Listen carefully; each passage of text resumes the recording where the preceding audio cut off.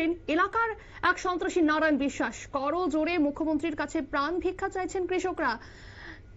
হয়তো কৃষকদের আত্মহত্যা ছাড়া আর কিছুই করার নেই।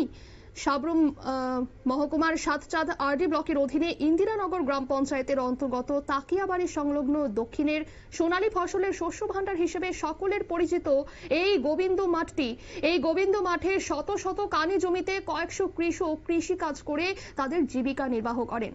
কার্তিক অঘ্রাণ এই বাংলা মাসে কৃষকরা মাঠ থেকে সোনালী ফসল হাসি মুখে নিজেদের নিজ নিজ বাড়িতে তুলেন।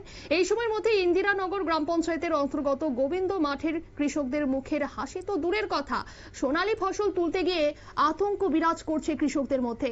তাকিয়াবাড়ি সংলগ্ন এলাকার সন্ত্রাসী হিসেবে সকলেই পরিচিত নারায়ণ বিশ্বাস পিতা মৃত রাখাল বিশ্বাসের কুপুত্র, কল্যাণনগরের বাসিন্দা কৃষক প্রাণ গোপাল দেবনাথ। সন্ত্রাসী নারায়ণ বিশ্বাসের উৎপাতে বহু কৃষকের সোনালী ফসল রাতের অন্ধকারে নষ্ট করে ফেলছেন বলে কৃষকদের অভিযোগ। প্রায় সময় ধারালো অস্ত্র নিয়ে কৃষকদের উপর আঘাত করার চেষ্টা করে বলে জানান কৃষকরা। আরো কি জানাচ্ছেন কৃষকরা শোনাবো। নিজের জমি আছে কি? নিজের জমি আছে, দেখি আমরা দেখি ধান লই যাই, খাজু গাছটা কাটি, এইটা কাটি, সব সরাচ্ছে। তখন দেখেন স্যার আপনাদের গেলে দেখবেন লেট্রিন করছে, সব লেট্রিন একটা রাস্তার মধ্যে। সকালবেলা আয়তা লাগছি, আমার কথা তোর কালে মানা করে দান নিবে না, আবার ইন্ডিয়া নারায়ণ বিশ্বাস হুমকিদের না কিছু কই না।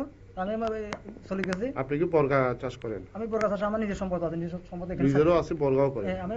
কার বর্গা করেন? গোপাল দেবনাথের। ওষুধ সবসময় আপনারা হেল্প করে। আমার এই বন্যা ক্ষতি হিসেবে দাদা আমার টাকা 1000 দেন, আমি ওষুধ খরচ যদি লাগে হের কাছে আমি সাহায্য চাইলে পাই। তো আমি আমার হে জমি কেন বাগা করি? তার পরিমাণ মানে তার জমি কিলে আমার হুমকি দিছে, ধান কাটতে তিনে তুই ধান কাটতে তোর তোর ধান যা লাগে তুই আর বাড়তে নিবি, ধান এই ধান ধরা লাগবে কিনতে। তাই মালিকের সব জানাইছি, ও তো কালকে লাগছে, হয়তো আমরা বলতো আপনাদের উল্টা পাল্টা কিছু কইছি। আমরা বাগাইতে আমি কি করবো স্যার?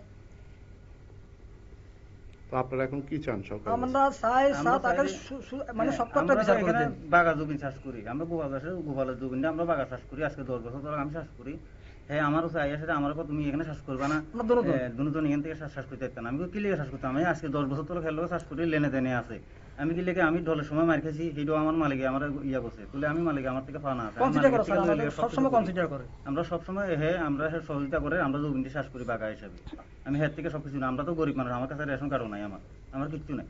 আমি শুধু এই জমিটি আজকে 10 বছর। ওই তো আমার বাবা আছে, আমার বাবার হ্যাঁ যেমনি এমনি বাসা করে গালি দেয়।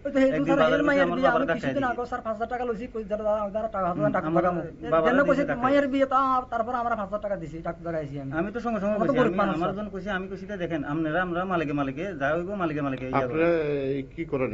এনে কৃষিকাজ, আমরা শুধু কৃষিকাজ মানুষের টুকটাক কাজ করি, মানুষের টুকটাক কাজও করি। একটা ছেলে আছে, ছেলের শুধু একটা ছেলেটা শুধু মানুষ করার জন্য এই মানুষের কাজটা আছে করি স্যার। আপনারা শুনলেন কৃষকদের অভিযোগ। কৃষকরা সংবাদ মাধ্যমের কাছে নারায়ণ বিশ্বাসের দৃষ্টান্তমূলক শাস্তি সহ রাজ্যের মুখ্যমন্ত্রীর কাছে প্রাণ ভিক্ষা চেয়েছেন, নয়তোবা কৃষকদের আত্মহত্যা করা ছাড়া আর কোনো পথ নেই। এখন দেখার বিষয়, যেভাবে সন্ত্রাসী নারায়ণ বিশ্বাস কৃষকদের উপর জুলুম চালাচ্ছে, সরকার আদৌ কি কৃষকদের রক্ষা করতে পারবেন? নিয়ে নিচ্ছে ছোট্ট একটি বিজ্ঞাপন বিরতি, সঙ্গে থাকুন।